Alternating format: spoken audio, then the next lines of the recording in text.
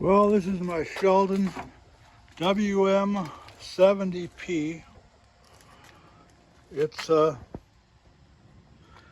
kind of beat up from being a student, but it looked like it hadn't been adjusted in a while.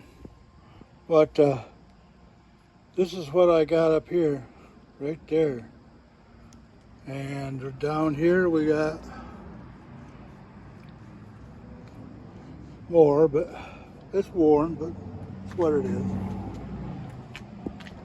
3-jaw Set Tru chuck. The jaws are wore. I'm going to grind them. Come with all kinds of centers, some weird wrench. Nice Jacobs chuck. I rebuilt the tailstock. I put new thrust bearings, and I bored out the bearing collar and put in a nice new bronze bushing. That fit perfect. I got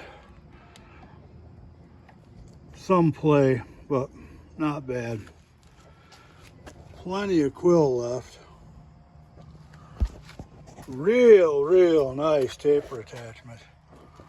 I don't think it's ever been used. I mean, ever. Maybe the camera's not showing the